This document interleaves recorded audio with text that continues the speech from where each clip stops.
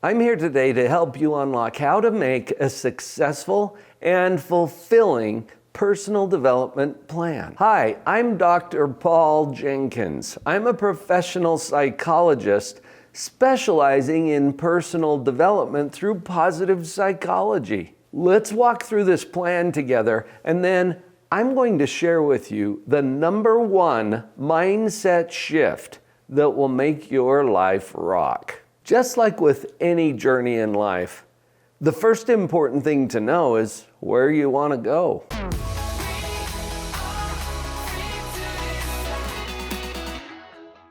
When you're going on any journey, there's a few things you need to know.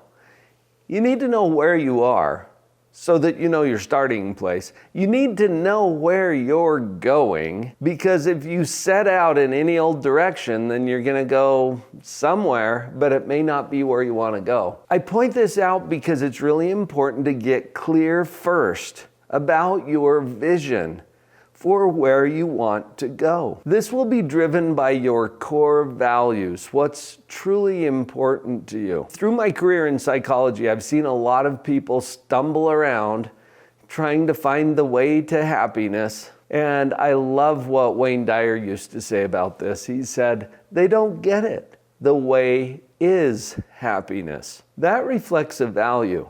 And what brings you happiness is likely to be tied more to your key relationships than it is to your activities. Let me ask you this, and this might seem a little dramatic, but just go with me here for a minute. What would you give your life for? Now, does that sound a little heavy? But think about it for a minute. Whatever you're currently doing, however you're currently spending your time and your precious life energy, is what you are giving your life for. This is your life. Get clear about your values, and that will help to guide the direction that you choose to go. Your personal development plan has everything to do with your core values and what matters the most to you. You may have already known that this is important, but what have you done intentionally to clarify that for you? Here's a little exercise that you could try. Start with what I call a brain dump, and just get a piece of paper or a notepad and start dumping everything that comes to your mind about what's important to you. It could be anything from a television program that you really enjoy to things that might be ultimately more important to you, like your relationship with your spouse or your children. Make sure you include things like faith and health, if those things truly are important to you. And keep going until everything that you can possibly think of is out there on the paper. Some of my clients have a little resistance to this because they're thinking, oh, that'll take forever, Dr. Paul. No, it won't. It probably will only take a few minutes before your brain starts to slow down. And there will be some repeats showing up. So just dump everything you can. Get it out there on the paper. And then, as you look over your list, you're going to see some commonalities. You're going to see some overlap from one item to another. And you're going to see some things that are important to you, but not that important. So your brain will start to tell you what the priorities are for you. Circle 3 to 5 that best capture what's most important to you. Just circle them on your page. It'll be interesting to see what this exercise actually brings up for you. And if you want to share what you're coming up with, go ahead and put it in the comments. We're all friends here. Let's share this with each other. And while you're at it, I'll bet you can think of someone who would like to see this video as well. Would you just click that share button as well and share it with them? Now let's get to what my experience as a professional psychologist has taught me about the next step. Once you get really clear about your core values and your direction, your vision for why you're putting this personal development program in the first place, the next thing you have to do is learn how to operate the equipment of your own mind. Now, my job is to illuminate the obvious. And this is cool because my clients pay me to tell them things they already know or to show them things that they already see. But there's obvious things that are completely unnoticed until they're called to your attention, like your clothing. Can you feel it right now? Oh, yeah, now. Now you can feel it because I called it to your attention. But what was happening just before I mentioned your clothing? You didn't even notice it. It's there. You can feel it. It's obvious, but unnoticed until I call it to your attention. Or the fact that we're speaking English. Anybody notice? Now, it's obvious, right? But once it's called to your attention, that's when you become aware of it.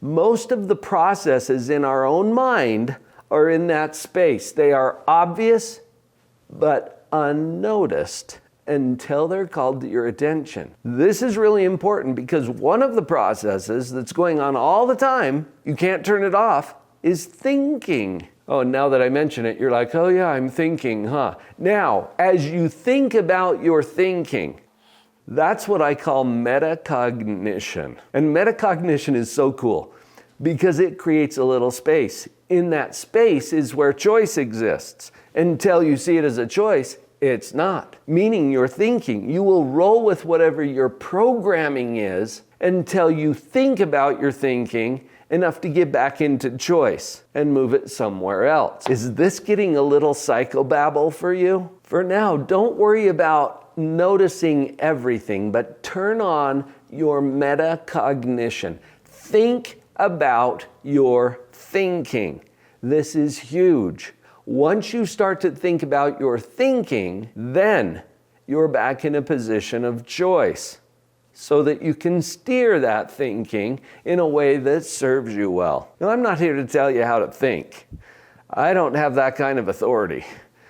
I do want you to see that you are thinking, and that's why I illuminate the obvious for you so that you can take a look at it and get back into a position of choice, which allows you to steer it. It's not the purpose of this particular video to illuminate to you the processes that are going on in your mind. I just want to call your attention to the fact that they're there, and then I've got you, okay? This model is known as the positivity model, and this is the starting place for understanding how to operate the equipment of your own mind.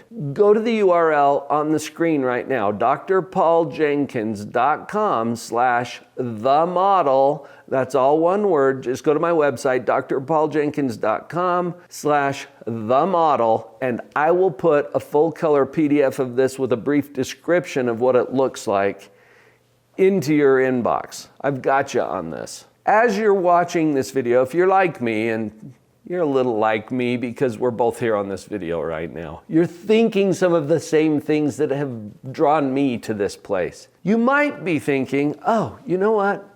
I am going to do a better job of this. I am going to put together my personal development plan. I am going to follow it. My life is going to improve. And I believe you. I think it will. And I think you will. It's really hard to hold ourselves accountable. Why is that? We've got all of these great reasons for doing what we intend to do, what we declare we're going to do, and then we find ourselves doing the same things we've been doing all along. Can you relate to that? Well, welcome to the planet. You're human. There you go, being human again. I do it too. Here's what I've found.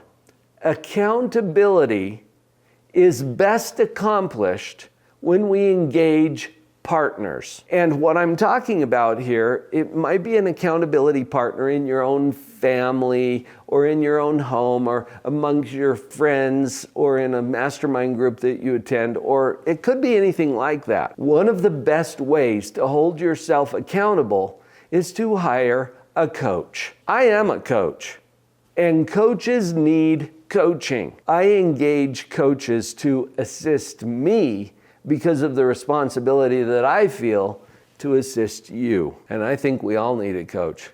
The accountability that you will feel working with a coach is very different from what you can hold yourself to when it comes to accountability. In addition to accountability, I would really encourage you to build in some flexibility. Because here's what's going to happen. You're going to launch forward. Maybe you pick up the model that I offered to share with you, and you're learning that and how to apply it. Or maybe you've hired your coach and you've got a couple of sessions in, and you're moving forward with your personal development plan, and then life happens. And you get distracted by this, or you get pulled into that, or you have to put out this fire, or you have to help someone with whatever. And that's okay.